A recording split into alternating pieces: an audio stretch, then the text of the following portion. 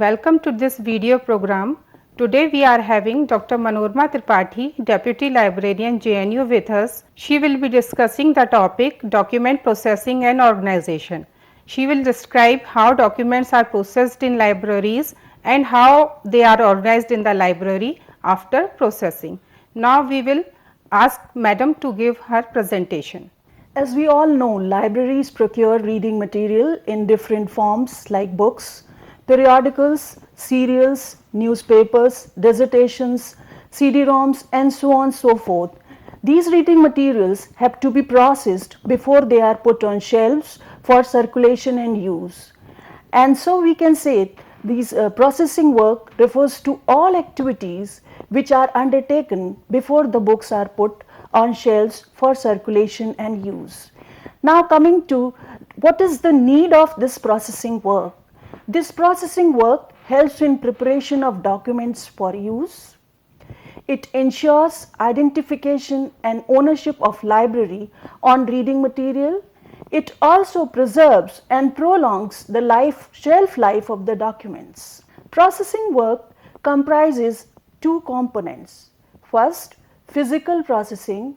Second component consists of further two parts, that is classification and cataloging. Now coming to physical processing of documents.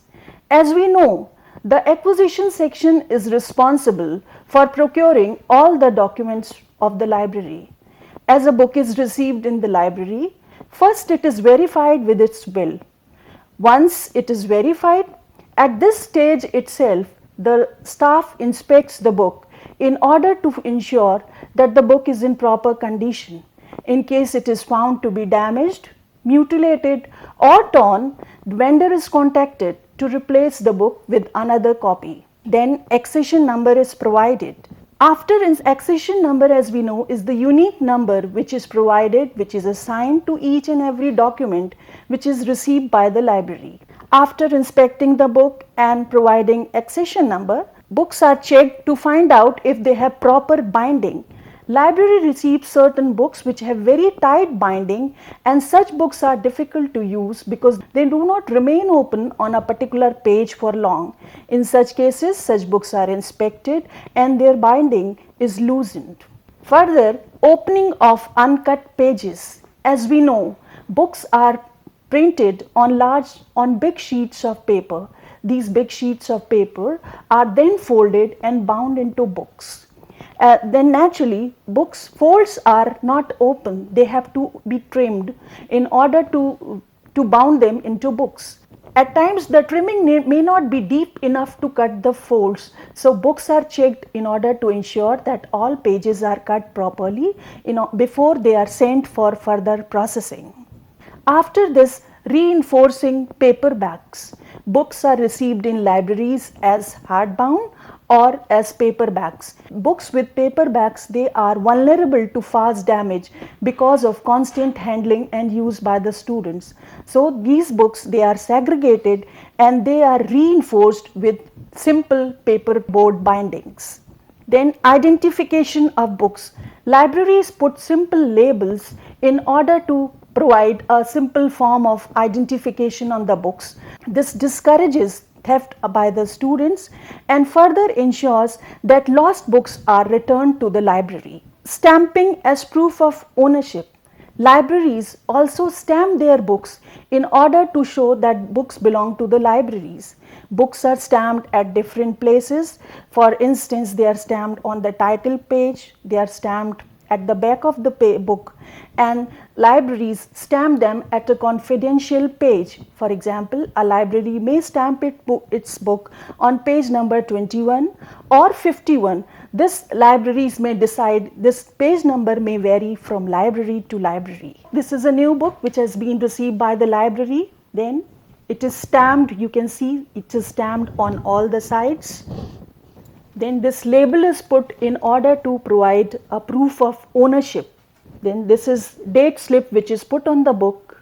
Name of the library is there, and when the book is issued to the student, the date of return is stamped over here.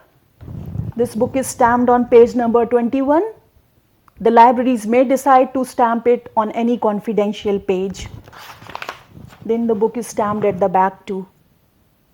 After this book cards are pasted on the book. This is known as book pocket.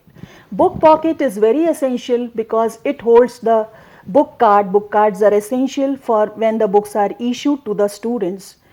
Book cards are retained with the reader's ticket and the book is issued out. In some libraries, they may decide to put name of the library and name of the university on the book pocket itself.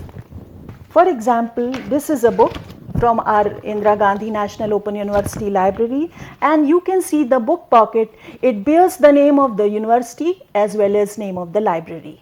Once the physical processing of the book is over, the book is sent to technical section of the library for further processing the books technically. The technical section of the library does classification and cataloging of the new books. Classification, as you know, is a process of grouping together similar or like entities. It brings system and order among entities.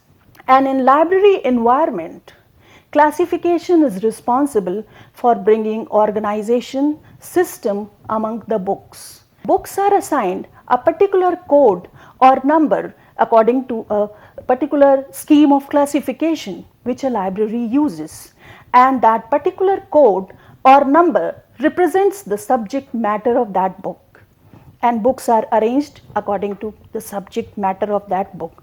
For instance, all books belonging to economics will be kept together in a sequence, whereas all books belonging to some other subject, say science and technology, will be kept in a different sequence. So this is where a system is introduced by using classification or scheme of classification. General libraries like university libraries or school libraries which have collections spanning all subjects, they use schemes of classification like DDC or colon classification or Library of Congress classification. But libraries where collection belongs to a particular subject, they use special schemes of classification. Examples of special schemes of classification are, say, British scheme of education, London's scheme of classification for music, and so on so forth. So, in classifying a particular book, first its basic subject is decided upon. The basic subject of the book can be decided upon by looking at the title of the book or by looking at the contents page. In case the library professional has problem in deciding upon the basic subject of the book, help of the subject experts can be sought. Once the class number is formed, book number is added to the document by using author tables. So this way, after classification work is complete, the book is classified. Library may use ACR2R or classified catalog code for cataloging. Classified catalog code was introduced by Dr. S.R. Ranganathan, and in cataloging, main entry is prepared, shelf list is prepared, and after that added entries and reference entries are also prepared. Cataloging is an important job. As you know, a catalog, it is a list of holdings or items held by a library. It helps users in finding out what are the collection, what are the books which are available in the library on a particular subject by a particular author, what are the different editions of a particular book. So cataloging is very important. Then what are the different tools for cataloging? Library uses a catalog code. It may decide upon which a particular code has to be used, for example ACR2 or classified catalog code. Then list of subject headings has to be used, for example Library of Congress subject headings or Sayers subject headings. Dictionary of Indian names and language dictionaries are also important in order to carry out the cataloging of books. Once the technical processing of the books has been done, other activities are undertaken like generation of barcode labels. Barcode labels, they are pasted on the book at different places. For example, on the spine of the book, at the back of the book, under the due date slip. This is the barcode label. which has been generated once the class number has been decided upon. This barcode label, it bears class number, book number, and then accession number 2. This is pasted over here. It is pasted on the spine of the book, but in case it cannot be, spine is not broad enough to accommodate the full barcode label, then it is pasted over here. It is pasted under the due date slip and it is pasted on the last page of the book. And another important information which is added in the book at the time of identification or when the book arrives in the acquisition section is that book is marked with a stamp. That stamp bears the name of the library, accession number, source from which vendor it was acquired, price of the book, bill and date. These are very important things from audit point of view, and the center or school which recommended the book, and name of the cataloger is also added over here. Then book cards are prepared, which book cards are very important. They are retained with readers' tickets when the books are issued out. Once the book has been catalogued, once the book has been classified and technical processing is over, a list of books is prepared. Then those books are released for Monday display. Books are kept for a week or two in Monday display and then they are organized on shelves. Organization is done in keeping with the subject, with the class number of the books. As I said, all books in a particular subject are put together. And when students use, they are advised not to keep the books back on shelves. They use the book, they browse the book, they keep it on the tables. Then our staff, library staff, takes the books back to shelves and reorganizes them. So this process goes on. Books are acquired by the library, physical processing is done, it goes to technical section and then technical processing is done, list of new books is prepared and books are sent for Monday display, and for after a week or two they are sent back to shelf. They are organized on shelves in keeping with classification numbers which they bear, and once the students use books, they do not shelf, they are advised not to shelf it by themselves, but they leave it on the table and the staff collects the books from the tables and reorganizes them. So materials which are required for physical processing, as you know, these things are used: cellophane paper, library labels, library property stamps, book pockets, book cards, book tags, due date slip. Today we have seen what is the importance of physical processing of the books, different components of processing which are physical processing and technical processing, the various tools of classification which are used, and various tools for cataloging which are used by the libraries. Today we have discussed the processing of documents in the libraries. As we know, libraries procure reading material in different forms like books, periodicals, theses and dissertations, and these need to be processed before they are put on shelves for circulation and use. The processing work comprises two components: physical processing and technical processing. Technical processing further consists of two components, that is classification and cataloging.